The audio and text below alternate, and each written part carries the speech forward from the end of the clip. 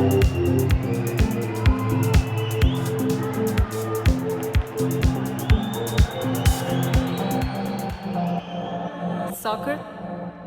situation.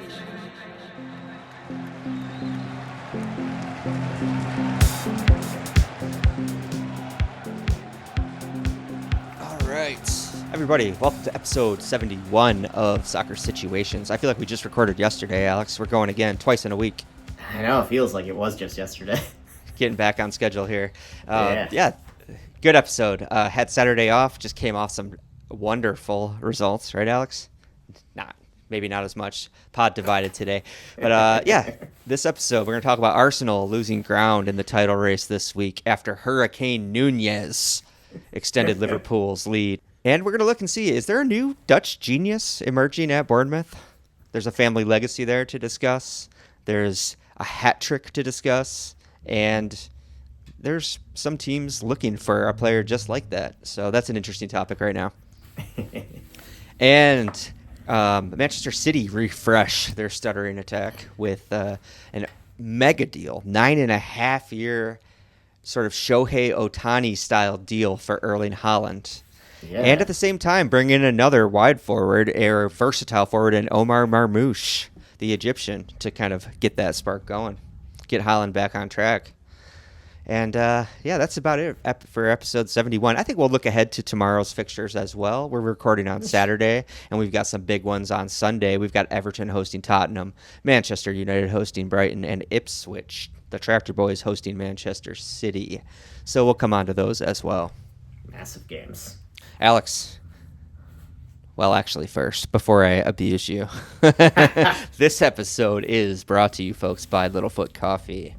Alex was just discussing the delicious ginger miel they're serving locally if you happen to be a Michigander. And if not, go to littlefootcoffee.com. Use the promo code SITUATIONS. Get 15% off. Excellent coffee. What's the coffee? Tell me about the coffee that benefits the California Red Cross again. So, the Love Potion, our usual Valentine's Day blend is giving $5 of every bag and can sold. I believe the Red Cross in LA. Is that what I said? Yeah. I believe it's that. It's a good blend. It's Brazil and a natural Papua New Guinea blend. Ooh. It's very fruity. It's very juicy, but also super deep and sweet. So I think right on. I think people will like it. Deep and sweet. Who doesn't? Yeah. And with that, Alex, do you want to dive right into Arsenal 2, Aston Villa 2? You know who's not deep and sweet? It's Emi Martinez. He's got no love for Arsenal, does he? He has no love, yeah. No love lost there. He loves breaking our hearts. Yeah, he does. Every time, it feels like. Yeah, him and Unai just love crushing us. It's frustrating. Obviously a massive result. Huge moment at the end of the game. Arsenal 2-0 lead. Probably should have put it to bed and saw that thing out, but it felt like it. The glorious William Saliba wasn't there, so we're missing our beautiful Frenchman. It's hard to keep things out of our goal, apparently. I'm almost convinced at this point in my fandom that there's no worse loss than your number one center back, your A-list center back. Yeah, it's a hard one to recover from. That's for sure. It really is. It really feels like every team has a foundational person in their back line that the whole back line collapses when they're gone. Yeah. I mean, Gabriel's a great center back, but I think Saliba does a lot back there for him. Yeah, definitely. Yeah, no shade on Gabriel. And no shade on any of the partners that have partnered, Virgil van Dijk over the years. But leadership is a thing. It's an important thing back there. Yeah. It's a pretty important thing. Yeah, we were, shook up the back line again. Injuries still causing problems. Partey at right back was definitely found wanting for that second goal. Sure. I think he took his eye off the ball completely for that header. Was that Tielemans' first goal or second goal? Can't remember now. I can't either, actually. But I know the incident you're talking about. But yeah, Partey playing left back or playing right back was completely lost his man for that goal. Yeah. frustrating stuff. Fullback is a pretty niche position. It feels like when you get coverage out there, unless it's James Milner, a lot of times it doesn't go well when you get midfield coverage out on fullback. Because Yeah, it's almost like more of a winger style skill set, you know? it's true. It's true. Partey is an interesting choice there. I know he plays him because they play that inverted role, so he can step into the midfield. Yeah. But yeah, I don't know. He's been solid there before, but it really has to be a game where we control it a lot. And we did have more possession, but I mean, Villa's always going to be dangerous. Yeah. Unai loves giving the other team more possession. That's his whole thing. Exactly. But he's kind of, there's a lot of teams that do that now, and you could say he's the innovator of that. If Jurgen Klopp brought gegenpressing to England, I think Unai brought, severe counterattacking teams go back further than him. We can't give him the invention of that. Yeah. His teams are good at it, though. They're elite at it. That's what you definitely can say. He might not be the first, but he's up there with the best of it. Absolutely. Yeah. You can never count his team out. Yeah. We can talk about Arsenal's goals, give you a little bit of fun. I enjoyed the Martinelli goal.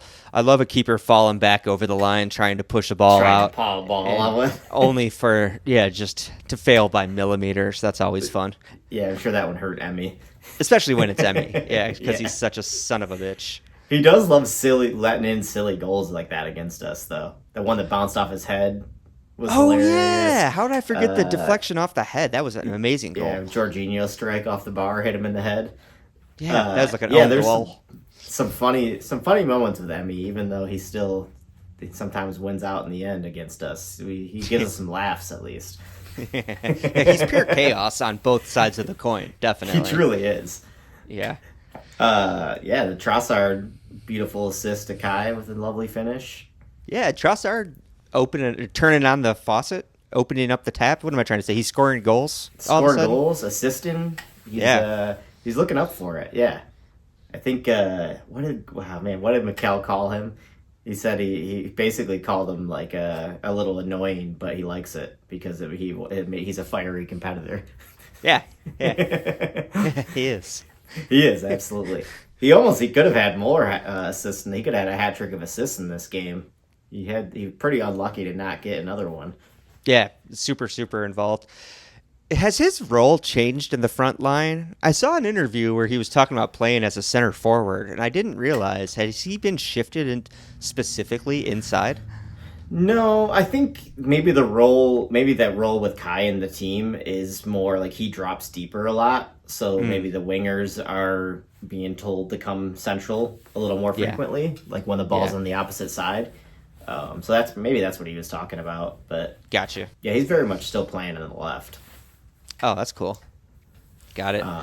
That makes sense with Havertz in the lineup, I suppose. I forgot that piece of the puzzle. Good transition to Kai Havertz. I declared this striker redemption day.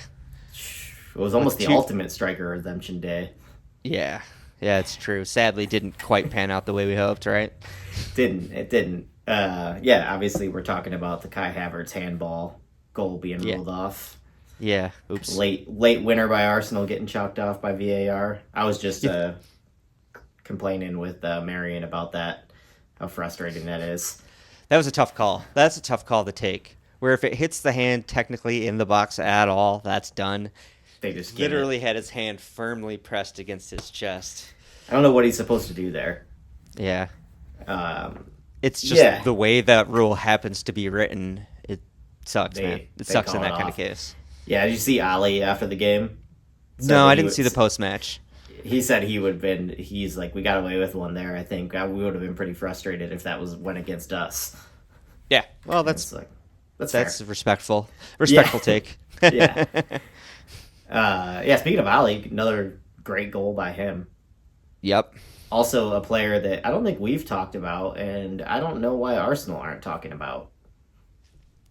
Yeah, he's fallen off people's radars a little bit. This time last year, we were all about him. He missed a pretty early chance. I don't know if he was clear through, but he had a good opportunity early in this match that he sent, I think, pretty well over the net. And I asked the question to myself, like, is Watkins falling off? Is he back to kind of, but no, obviously not. No, he still looks great, but they have three strikers now with the new signing coming in. Yeah, I'm kind of surprised that he hasn't been on the list of strikers Arsenal are looking at. Seems Right. like a versatile forward, exactly what they would want. Yeah. Um, Yeah.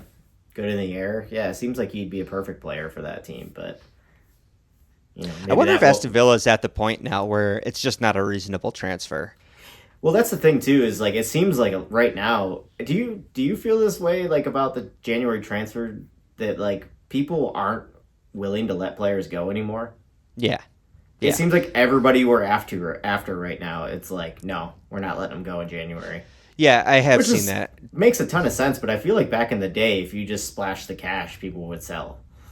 I think it comes down to if we want to call back to an older episode, talking about the new rising middle class of the Premier League, is these mid-table teams are not desperate for money anymore. That is And true. B, the competition in the table is so tight these days that losing a key player in the middle, it's not like, we're going to finish 10th no matter what. This season's a wash. Most of those teams down to like 12th, 13th place have hopes of getting a European spot still, you know? It's true. Yeah. So yeah, they're still competitive. Yeah, it's not like 2005 where most teams' seasons were done by now, essentially, Yeah. you know? Yeah, that is true. That is true. Yeah. Usually by February, I think only the top 5 and relegation teams like had things to play for still, you know? That is very true. Yeah, that's a good point. I kind of think that's why more teams are unwilling to do business in January. It seems like, yeah, it's definitely a harder market than it's ever been, it feels like. I mean, maybe that's just because we're desperately trying in the market for this time and it's not coming through. But, yeah, it seems like the market's definitely shifted a bit.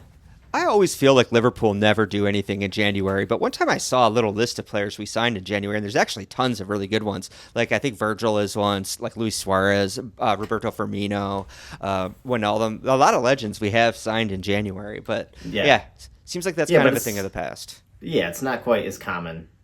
Also, another factor maybe is the new phenomenon of players running down their contracts rather than moving on a transfer fee, because contracts are written to expire in the summer, you know? So that's just another sort of niche of transfers that just isn't going to happen anymore in the winter, you know? It's true. Yeah, and players have now realized that if they run their contract downs, they get huge sign-on bonuses from places. 100%. So yeah, they realize that's that truly, if they're looking at the long game, that's the move for a player. Yeah, and if you're in like you said, most of these players are at clubs that are having a pretty good time right now still. They're not like struggling. They're still not, competing for things, yeah. Yeah, there's a reason to play each week. So yeah, you can't blame them for not wanting to move in the middle of the season. No. It's it's a weird disruptive thing always in the best of circumstances. Right. Yeah. Yeah, just one last thing is to pile on the bad news for Arsenal fans. William Saliba is now, Arteta said he is very worried and he's having scans tomorrow. Oh, seriously? Yeah, so Saliba might be out longer than we thought. Which could really, truly be the final nail in the coffin in our season this year. Yeah, I was going to say, let's just rewind to the January conversation again. Wait a minute, actually, center backs should move in January. I think that's the best time. Yeah, we definitely need a center back now, it feels like. It's crazy to think, like, I mean, we have just been so hit with injuries defensively, it's insane. Yeah. Like, you forget about players like Tamayasu, who we haven't seen in God knows how long. Right. Calafiori seems to be injury-riddled. He's got that Italian in the Premier League curse. It seems like it, yeah. That boy can't stay fit.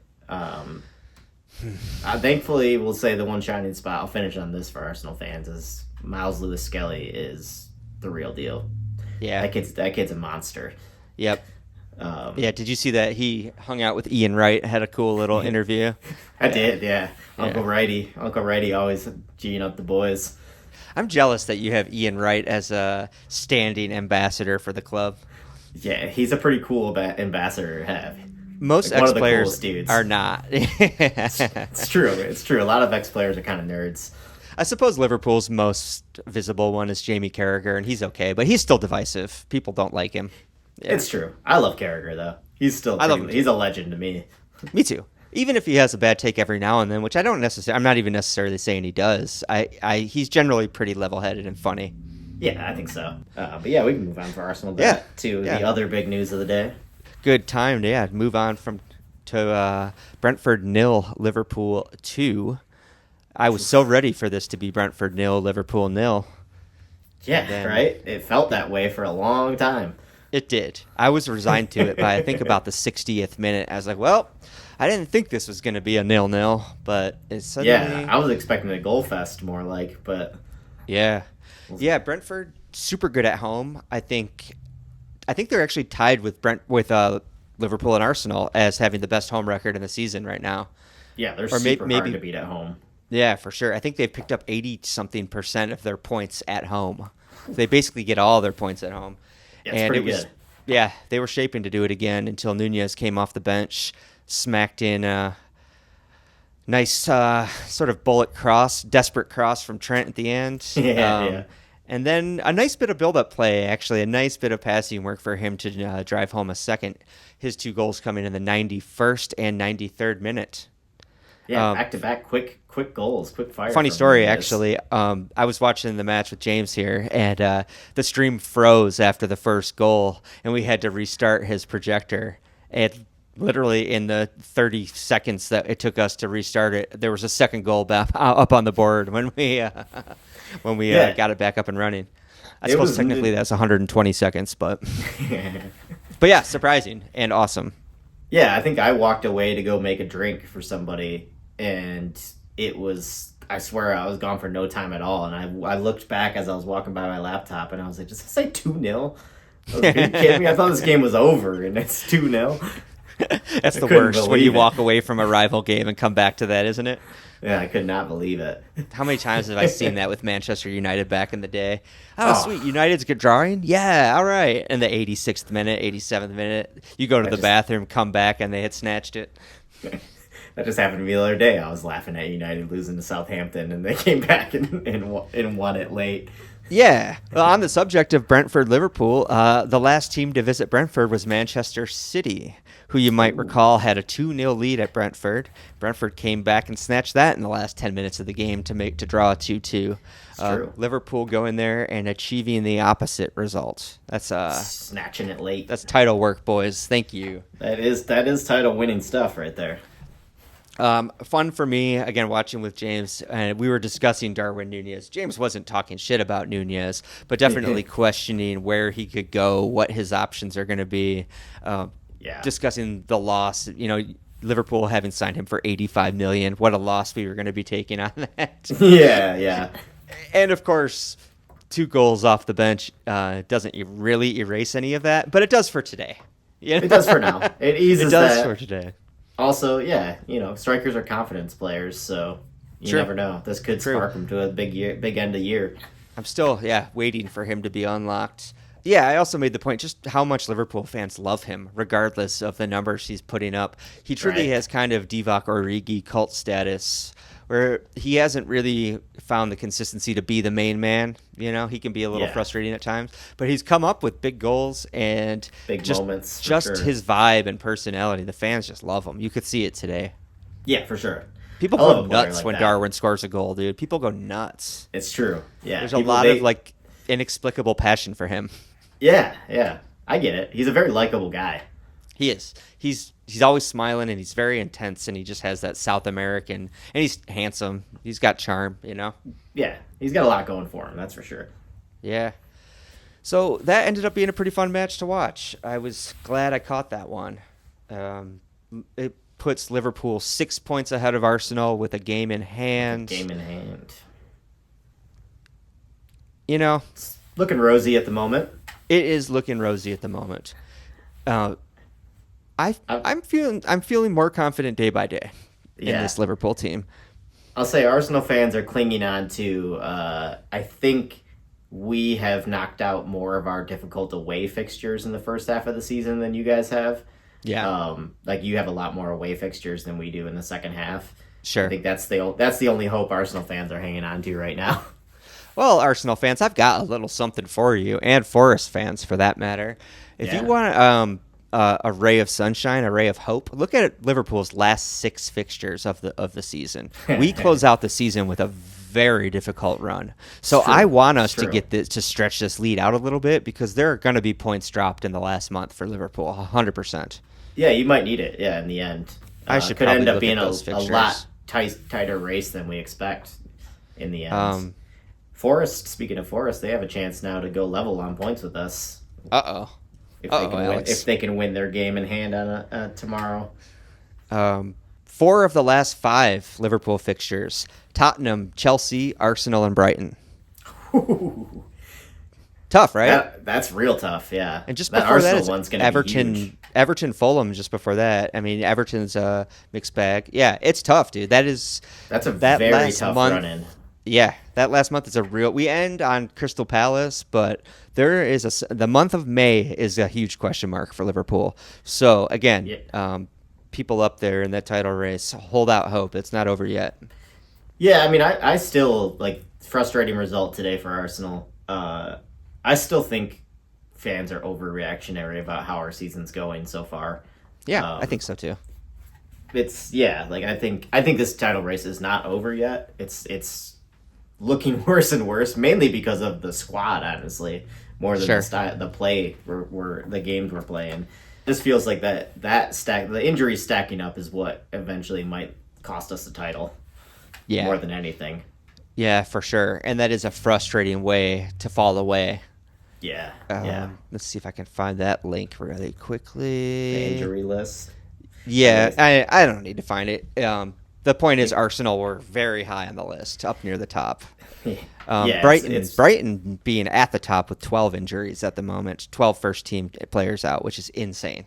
It's honestly shocking, especially for a team like a smaller club like that it probably doesn't have the depth of a lot of other teams. Yeah, no, it's really a guys. testament to Brighton. It's easy to just glance at the table and say they're having an off year based on what we come to expect. Right. When you factor in those injuries with a club of that size, to still be hanging in there in mid-table is impressive. They're actually putting in, really good work. And they've looked good even with all these injuries. They haven't been battered. They've been looking good every game. Yeah, for sure. They're away to Manchester United tomorrow. We'll come on to that, but it's easy win for them.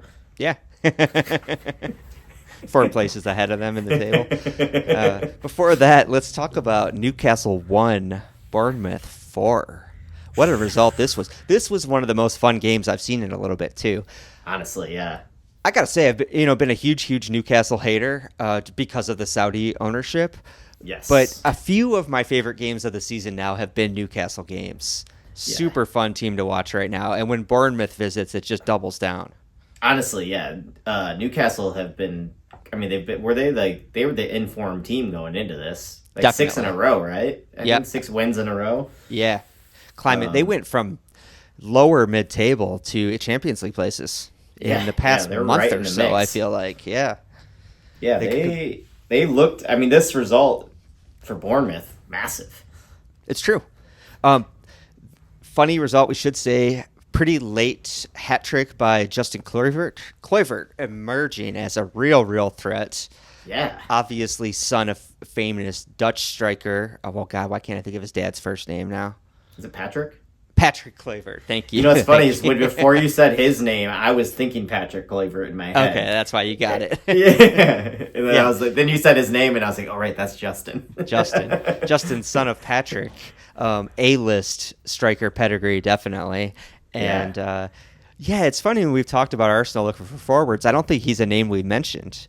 Not at all. Playing today, from the left today, 3 beautiful finishes. Yeah, that was a really great hat trick today. Could almost had a 4th, too. He did. Keeper made a great save to deny him a glut of goals, officially. That would have been.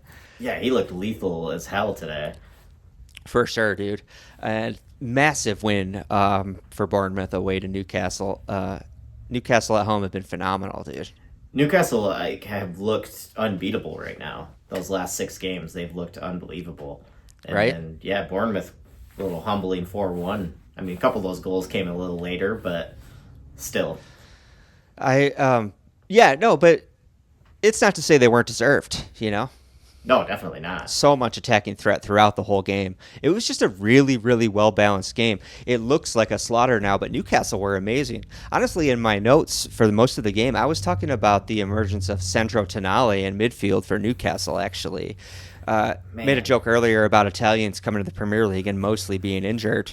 The good history of that. And I think he actually fit that mold in his first year at Newcastle, but he's really kind of finding a spot in that team, and he was kind of offering everything. He was sitting deep and being a metronome, Xabi Alonso style recycler and playmaker, but then he gets forward and offers a lot more threat with like distance shots, you know?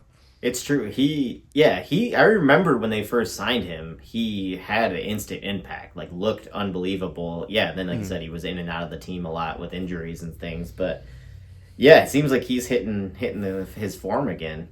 Yeah. Him and Bruno in that midfield are pretty good together. Exactly. It seems it's one of those midfield partnerships where you just look at them almost like physically and energy wise. Like, this just seems like a perfect yin and yang partnership. You all right? Yeah, I think the water heater or something just kicked on over here. Okay. I was like, what the hell is that fucking noise? But yeah, no, like really, really well fit, like puzzle pieces partnership in the midfield there for Newcastle. Definitely. And yeah, obviously Isak still brilliant. Oh yeah, I wanted to bring up Isak. He took a touch in this match that I was just like, Jesus fucking Christ, dude. It was about a 30 or 40 yard pinged diagonal pass, and he was on the run and took it with just like the outside of his ankle, brought it down, you know? Yeah. In stride. Satisfying. And it was so smooth, dude. It was so smooth. Nothing Honestly, came of that particular play. You know, he didn't have a big day out, but still, man, what a player. The man is just class. Yeah. He is. There were moments there where even last season, I thought he was a really good player, but he seems like he's only getting better. Yes. He's gone up a level this year. He's definitely gone to the point now where I'm like itching for Arsenal to make that deal happen somehow. Right? Whether it has to be in the summer or not, I'm like, just make it happen. Yeah, everyone's on that tip now, man. I think Soccer Situations was ahead of that. We've been trumpeting Isak, and it's funny, actually, just a couple weeks after we had him as the episode cover image with the label Most Wanted, everyone is discussing like the rise of Alexander Isak. Yeah, I really do think we were early on that, because I think we've been talking about him since he signed for Newcastle. We both immediately connected with him, I think, instantly. I mean, obviously for me, I think that touch you're talking about in particular, very Henry-esque. Of course, yeah. He obviously caught my eye immediately with his build and his style of play is a striker that I truly love. Yep. Incredible stuff from him. Interesting to see what happens. Newcastle, they're smart to be holding as strong as they can on keeping him there. Yeah, it'll be interesting to see if they can get him to sign another deal there. We'll see how this season... I imagine it depends on how this season goes. Although, did he just sign an extension? I'm actually not up on his contract situation. I can't remember if he did get a new deal recently or not. I don't think he's under threat of leaving or anything. He's not in his last year or anything like that. No. Like, someone's going to have to spend big on him if they want him, so... Yeah, I don't think he's gotten that... Like the Erling Haaland deal we'll talk about. I don't think he's gotten that big money deal from Newcastle that's like, okay, you're staying here. You're our player. You're our star player. We're going to give you all the money. Yeah. I don't think he's gotten that contract extension yet. Could be wrong. Newcastle, if I were Newcastle, I'd be scrambling to try and make that happen now. You would think someone somewhere in an office is typing that up, right? Yeah, saying how big of a deal can we give him and like to keep him here for as long as we can. Yeah. So Bournemouth are sitting level on points, having played a game more with Chelsea in 6th place, fighting for a European spot. This is a team that their stadium seats 13,000 people. We can't normalize Bournemouth being a huge club. They are a tiny club. They're a tiny club. And this is probably the story of the season for me, honestly, even with Forest sitting 3rd. It's funny because, I think with so much happening in the table this year, we talked about them early in the season a lot. We're big fans of Bournemouth, and I think we've, like, the last few weeks, we haven't really discussed Bournemouth at all. No. But I think we're both obviously still huge fans of them. Huge fans. We could not rate Iraola any higher. Iraola, what a manager. I loved him when he first came in and was struggling. I thought his teams looked really good. And I think Bournemouth... it shows what you can do if you give a manager a little bit of time to settle in and do what he needs to do with a team. I swear to God, I remember us having that conversation on the pod when they were still kind of struggling and putting it together, but us being like, but they look kind of good. Like something's happening there. And I was impressed by him very, very early, like the way his teams were setting up and playing. He's got himself a stew, baby. He certainly does. It's great. It's funny. I didn't even realize where they were that far up. This middle of the table is just nuts. It's completely insane. Definitely one of the most interesting Premier League seasons we've seen in a long, long time. Of concern for Bournemouth, I don't know if you heard commentary during that game. The benches, the discrepancy in the benches. Bournemouth's entire bench had a total of 9 Premier League appearances between them. Yeah, that's babies. You have babies on the bench.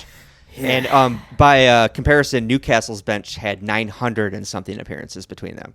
900 and something versus 9 appearances between the whole bench.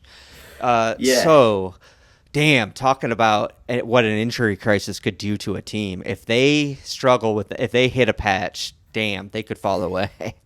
Yeah, that's when you start to see those teams where they really do get separated out in the second half of the season, when they don't have enough people to rotate, and those players start picking up little niggly injuries here and there. And today it was a key playmaker. Semenyo went down injured, and you could see the terror on all of their faces. They don't have another player to do what he does. They do not have another player of that caliber anywhere in there right now.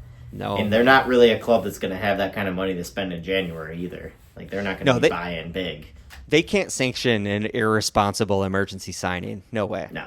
Even if they are comfortably in 6th right now, they're still, for a club that size, it's too much of a financial risk. Yeah, no, especially because the money that European football would bring to them is insane. Right. You know, we take the finances of the Champions League. We're there for the glory, right? We're there for the love of the game. But the team like Bournemouth getting into European competitions would be a real financial windfall. Yeah, that's a life-changing thing for them. That changes a lot. Probably see them building a new stadium in the next few years after that. Like, if they can hold on to a Champions League spot. Man, I hope they can. They've been in the Premier League for what, a decade now? Yeah, I think so. Yeah. I really hope they can find a way to build a new stadium, a proper stadium. Not a proper stadium. That's disrespectful. Really, solidify this staple as being. Yes. Although there is, if you follow this, I got to send you one of her posts if you don't follow her. There's a Bournemouth fan that has an apartment overlooking the stadium. Oh, cool. And she does super cute match day content. Like, watch a match with me, sitting in her window watching. Oh, get out. She's at one of the ends looking straight down the pitch. Yeah, I need that follow, dude. Send me that. I'll send it to you. Also, she's a cutie. That helps a little bit. Oh, I'm stunned. Someone else is following on Instagram is a cutie. That's how her apartment is insane, dude. It's so awesome. Cool. Yeah, you hate to lose that.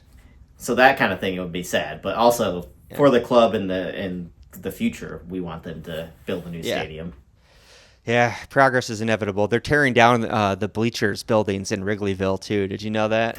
That row of buildings on Sheffield, I think, the main row of bleachers buildings, I think, are being redeveloped. I mean, I think we all know Wrigley's kind of... The old Wrigley's definitely been gone now for a little bit, but that's truly a nail in the coffin on that. That's 1,000%. That's really sad. Yeah, it's sad. It's okay. I had my time at Wrigley.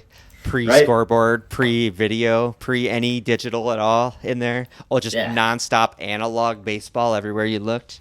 It's beautiful. Beautiful stuff. It was awesome. If you've never been to Wrigley, folks, you missed out. Sorry about that. True.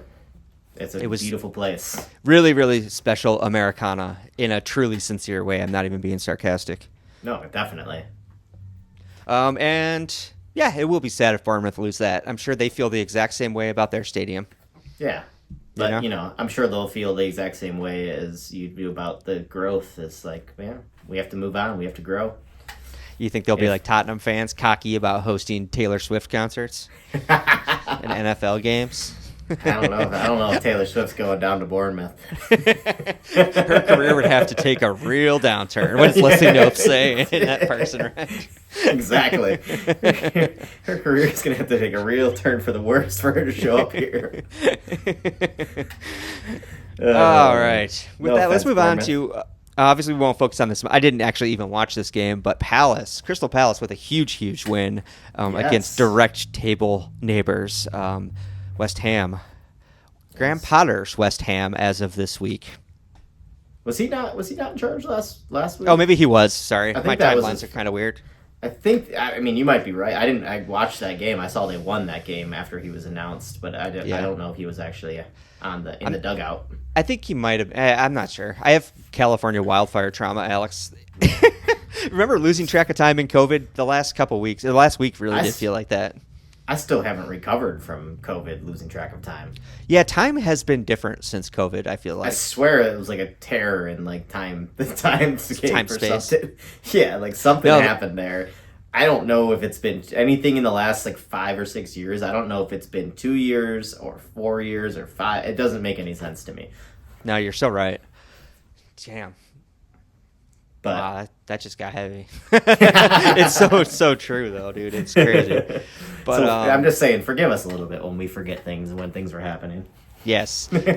Chronology isn't important, okay? These things all happened. Time is a circle. Let's just deal with it. That's fine. Okay? But yeah, Palace. Huge win. Really important. I have no idea if it was a good game or not. I saw Mateta's penalty, which I thought was pretty funny. Just because the keeper got a hand to it, but it had too much power, so it trickled in. And he did a fun kind of like muscle man stomp celebration. Like a power to home. I was like, that's pretty fun. Okay. If I want to catch a highlight from that match, I'm into that. Love Graham Potter. Don't have a lot of love for West Ham, so I'm not going to feel bad about them losing. But no. I like Palace too, so I'm fine with Palace winning always. Yeah, it leaves us with that interesting mix, the lower half of the table, 12th through 15th, with Crystal Palace, Manchester United, West Ham, and Tottenham. I know we said the same thing on last episode, but it's such a funny mix to look at. Honestly, like the more I'm looking at this table, the more I'm just like, this is truly a spectacular season. Yeah. There's so much going on right now in this. Like, there's so much. Like, it looks like I don't know. It doesn't look like it should be a 24-25 table I'm looking at right now. No, you're dead right. There's no explanation for it. It's fascinating. I don't know. I love it. I mean, we could talk a lot about the negativity of the Premier League hoarding money like a billionaire. And more power flowing from the other leagues to the Premier League. It's becoming a little bit of a black hole.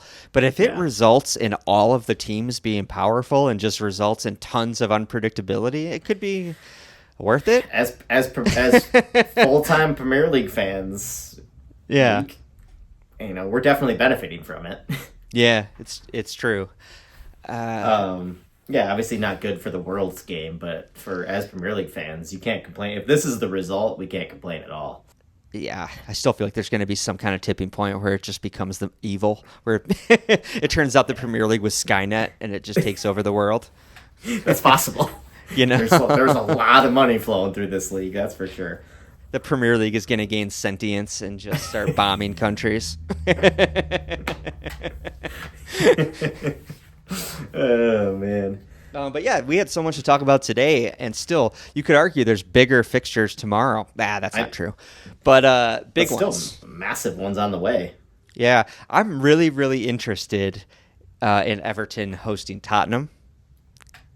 And under mega pressure, huge Everton pressure. The prodigal son has returned, David Moyes. I recently referred to the good days of Everton being the David Moyes days, and I meant that. We'll see if he can bring him back. Right? Can he roll back the years and bring back the glory days? Honestly, I never saw this coming. I never thought he would go back to Everton. I didn't either. I was kind of shocked when I saw the news. It was one of those where when it happened, I don't know if I was shocked. I was surprised. Like, whoa, Moyes back in it. But I also was like, that kind of makes sense. It makes sense for where they're at. They're just both in the right place for it. Exactly. It makes sense for where they're at right now. Totally. They need a stable manager. He is that. And they need some kind of positivity. He brings back a positive moment in the memories. Lots of nostalgia factor in there. We don't normally we're not a predictions kind of pod, but I think we should let's do predictions for tomorrow, just because these games will have happened by the time I post this, and it'll be fun for listeners to either laugh at us or marvel at our genius. And I'm going to start with a hot take. I'm going to say Everton 2, Tottenham 0 for this one. Ooh. I think that funny. nostalgia factor is going to play a role. There's going to be good vibes. Tottenham are in a Goodison. dark place right now. I think if Now's Everton the time can to play him. I think if Everton can hold out for 15-20, Tottenham are going to start to lose their cool, and that counterattack's still there for Everton. I think it's on. Yeah. I think this is going to be that game where they're like, Moyes is back. It's a new Everton, Yeah. I don't think that's going to be sustainable, but I think this is going to be that game where they have that ray of light. I think I was going to go 2-1 Everton. 2-1. You were picking Everton too. I was picking Everton as well. I was thinking, but I think Everton are going to squeak this one out. Big moment for Moyes at home. Sure. Sending them Goodison in some positivity. Yeah, that's probably the smart prediction. I'm just going to note our predictions here so we can refer back to them. Sorry, 1 second here. No, I mean, obviously Tottenham do still carry a massive attacking threat. I think your prediction is probably the smarter of the two. Yeah. I mean, we'll see. We'll see. Everton, defensively, you know how they want to be as tight as possible. So you never know. Yeah, and Tottenham tend to thrive on the counterattack. So if they have the ball a lot, exactly, they are going to have the ball a lot. Yeah. So Ange has no idea what to do with possession, does he? Doesn't seem like it. He's another counterattacking master. Yep. There's a lot of them. This one's losing the plot. Yeah, this one's having a harder time than most.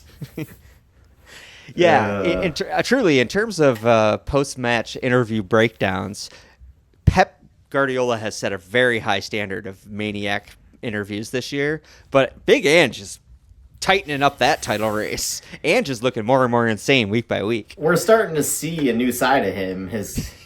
He was a good old, have a fun guy for a while there, and now they see what Tottenham's doing to him. Yeah. He's looking a little more crazy week by week. Definitely. And we'll see what this result does to him. Losing Everton will really do you in if you're already on the verge. Yeah. Do we think he's on the hot seat yet? A loss to Everton, do you think that puts him... Yeah, he has to be on the hot seat. We speculated, I think, last episode or a couple episodes ago, and I was I think starting to be. I think now he is.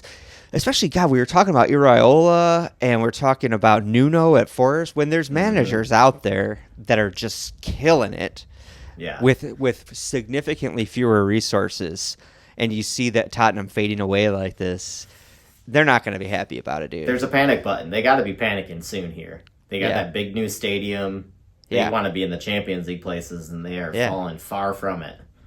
Yeah. We'll see if old Eugene Levy makes a move. Callbacks. All right. Let's talk about Manchester United hosting Brighton.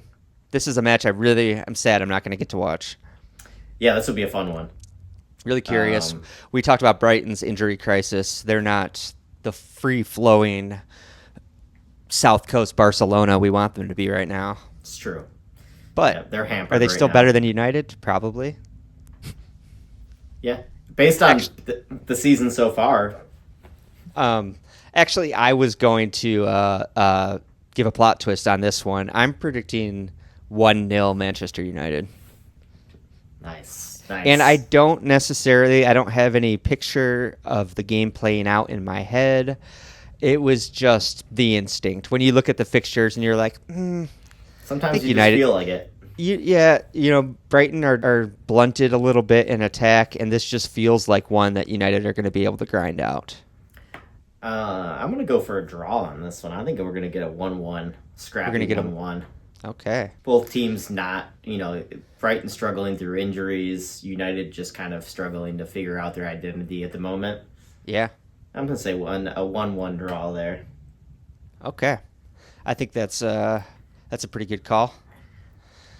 How about for Ipswich hosting Manchester City? Another funny one to call.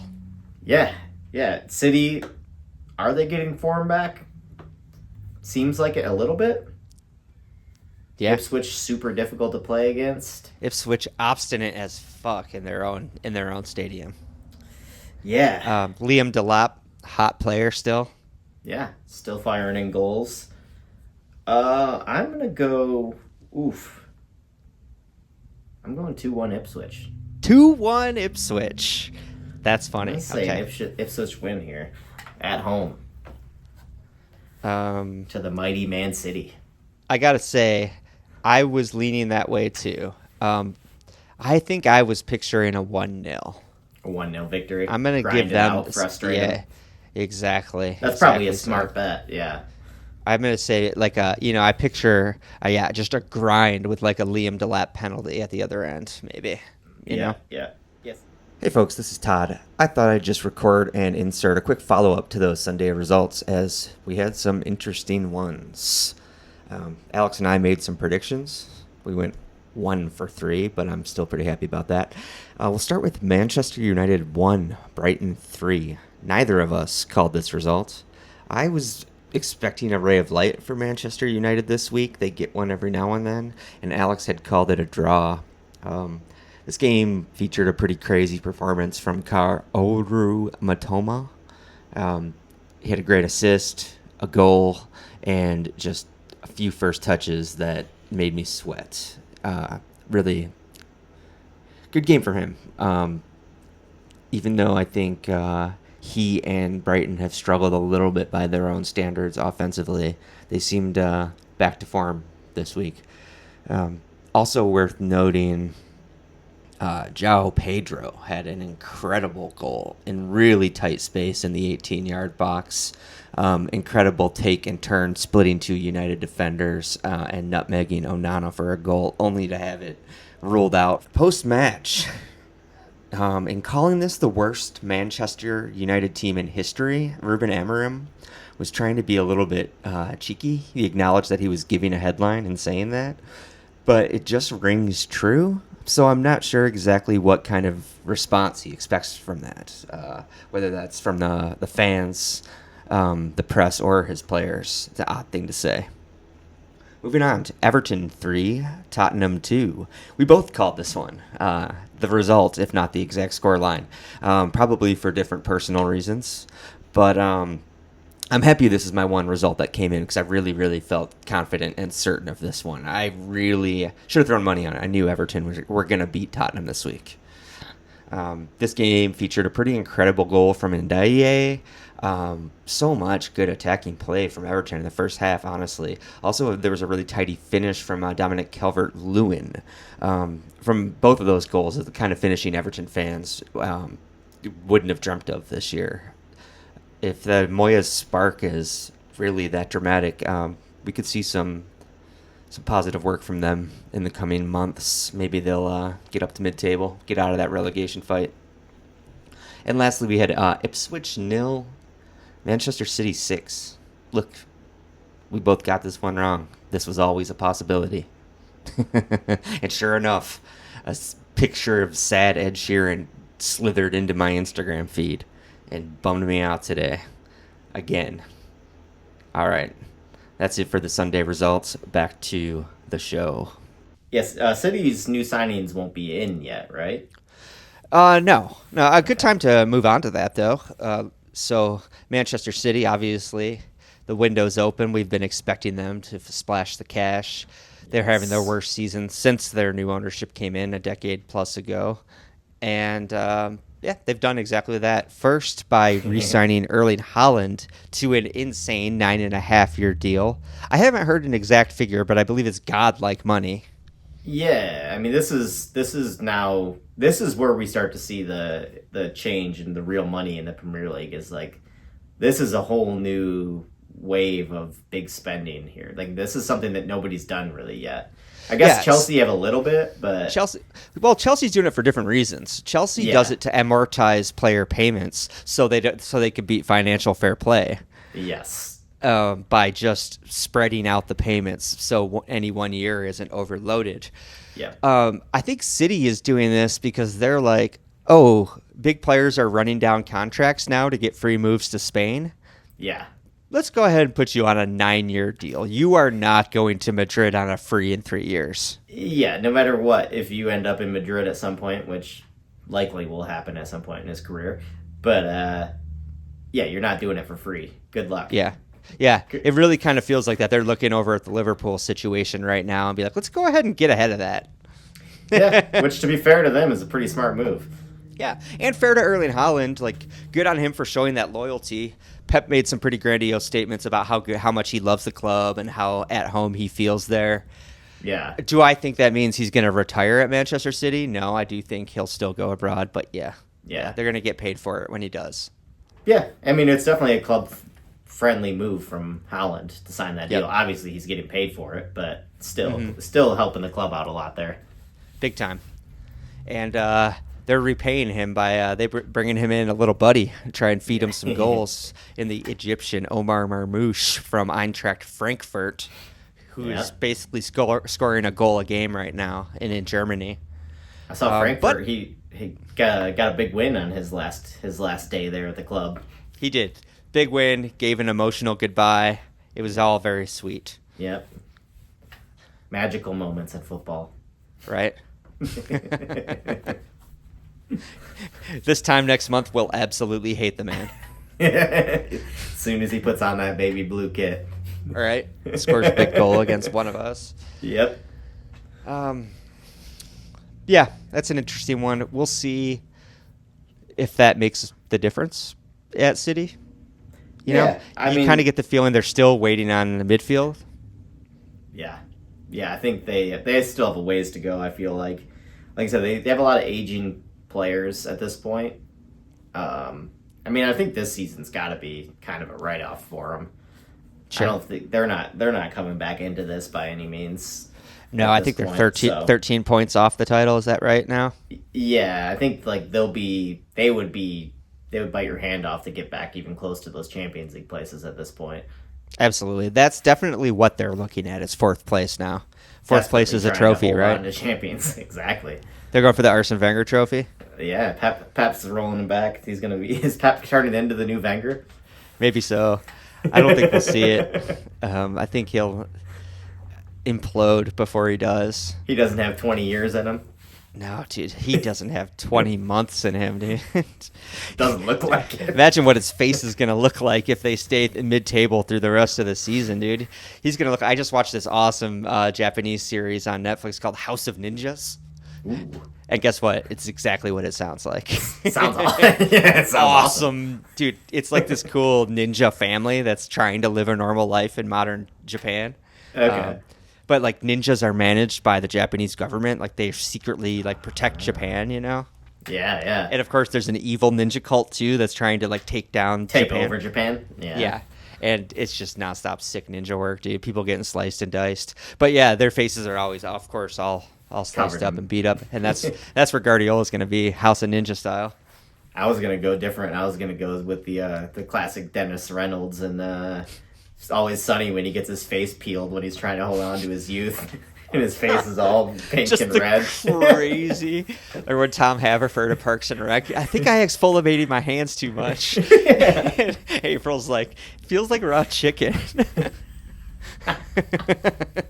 So gross. That's going to be Pep's face. Oh, man. Yeah, funny times, Alex. Funny. It is funny times. I think laughing at Pep is a good place to wrap this episode, dude. Do you have anything else you want to talk about here? I don't think so. I think, we skipped over Forest having a game tomorrow. Oh, yeah, it's funny because they're playing Southampton. I was like, that's a wash, dude. That is there has not been a more automatic fixture, I think, this season. I know. I basically saw that and I was around, like, dude. I was like, Forest are level on points with us now. Basically, yes. Because they're not like I don't know, they're not going to slip on a banana peel. They don't feel like the team that's going to play down to the level of Southampton. Exactly right. Yeah, I don't think so. Like Nuno's got them playing at an elite level. Yeah, I kept waiting for the first few months of the season. I kept waiting for Southampton to click. And me too. I guess it's not happening. I think they're statistically the worst team of all time right now, as it stands. Yeah, they're pretty bad. I think I was with you that early in the season. I kept waiting for them to have a moment and start to turn it around. They had some near misses where like they just missed some points that could have turned things around, pulled them out of the relegation fight, and you never know. Like momentum is a thing; it happens. But boy, it didn't go their way. No, this is it for them. It feels like pretty much. That's fine. I'm over Southampton.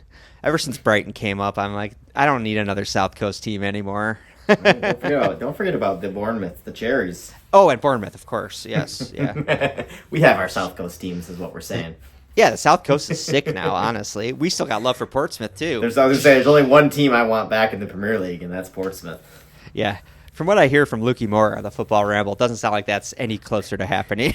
No, it sounds like it's a shit show down there still. I don't think they've ever made any kind of changes or fixes to whatever is happening at that club since they've gone down. It sounds like they're just gone. Yeah, It's a feels damn like shame. It is a shame. Portsmouth was definitely my number 2 team when I first started watching the game. They were my backup team to Arsenal, and I keep waiting for that moment they come back to the league. It's funny to think that we didn't have the context back then for just how small of a club they were. We had no idea. We didn't know. I had no clue. I just loved them. I loved the players. Yeah. Yakuba, Lamana Tresor, Lua. Yeah. They had so many players I loved back then. Plus those kits, you know? The kits, epic. Beanie Baby kits. Yeah. When you're a new fan, a sick team with some fun personalities and a really sick kit, that's all you need. That's all we want, yeah. That'll hook you in. Yeah. It's funny. I just realized I'm like, I feel like somehow I've like shifted to the left pretty dramatically. You are, this just game. about out of the frame there. What? I was like, how did I even do that? I don't know. But I'm glad. Sorry, go ahead. No, I just looked down and I was like, did I move like that far right now? What the hell happened? Yeah, it's weird. I didn't notice you moving, but as soon as you said that, I was like, wait, he didn't is notice it totally either. to the left side of the frame. I looked up at the camera and I was like, why is that the camera like way It doesn't over even here look now? like it's pointing at me. It's Funny funny stuff, to dude. see how that looks in the episode. Yeah, nah, it's fine. It's not. You're not like half face off the frame or anything. It's fine. Well, actually, I forget. I'm looking at your computer, so maybe you are. That's true. Who knows? Maybe I am half off the frame. We'll see. But you were half out of this frame as well.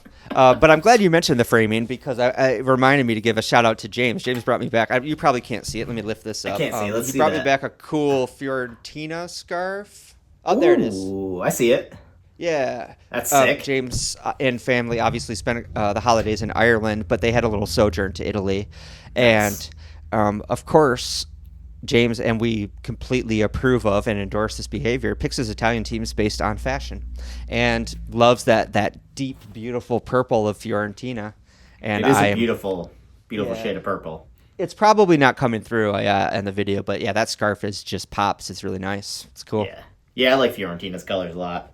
Yeah, for sure. It's a nice choice, Italian James. teams clearly have the best fashion. It's hilarious how it's a cliche, but it's also true. It's so true. Yeah. You know? Yeah, they do fashion right over there. Yeah. They might not be the biggest league anymore, but they're doing fashion right still. Yeah, for sure, man. All right, Alex, let's wrap this up. Cool. Thanks for staying late on a Saturday once again. Oh, yeah. I was feeling energized. Had a good busy day today. Positive things over here at Littlefoot. Right on. Okay, so with that, folks, just a quick programming look ahead. Next week, we have Champions League back in the midweek, and I think you can look forward to Plan on a Soccer Situations Thursday drop to recap those Champions League fixtures.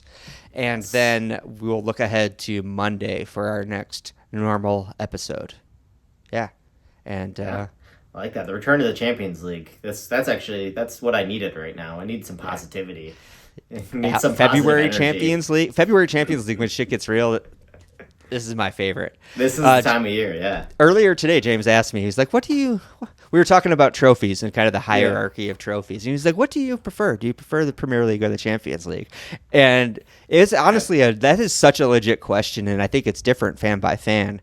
But I have to say, through most of my Liverpool fandom, the Champions League has been my favorite thing. I love it so much. I think for you, it's got to be Champions League. We've had so many memorable nights in the Champions League. And also, we've had time outside of it, so I really appreciate it because I had the dark years where we went 5, 6, 7 years without being in the Champions League. Yeah, you were in the Europa League for a while there. We scraped the Europa League for a while, and when you go back, it's just glorious, man. I love it. Yeah, we got a taste of that myself. We went through the same thing you guys did right after that. Dropped into the Europa League for a little while. Mm-hmm. And it did feel good to be back. When you finally get back in, it does feel special. It really does. You really, really appreciate it. The level of competition is just insane. It's so glamorous. It really is everything. It is the most glamorous competition. Right. Obviously, as an Arsenal fan, it's the most frustrating competition because we've never won it.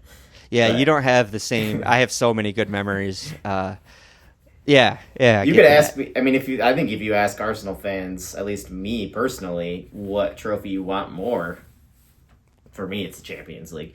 It is the Champions League. Okay. It's definitely the Champions League. I mean, I know people want the Premier League bad, and we're close to it right now, and we're competing for it. But if we could somehow pull off a Champions League in this run with Mikel, that's going to be the biggest moment for us. Yeah, you got to get that European Cup, man. It's so cool. Have to. We've been a laughing stock. Big Ears is the coolest trophy, definitely. It just in terms of like the physical shape of the trophy. I mean, I love it. Yeah, it's a great trophy. The Premier League trophy is kind of generic looking on it, to be honest. Yeah, it's fine.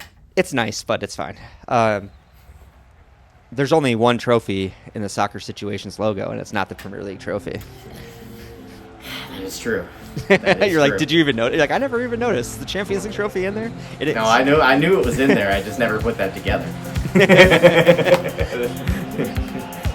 All right, folks, that's it. That's episode 71. Thank you so much. We'll see you next Thursday. Everybody, have a good week. Later, y'all. Soccer situation.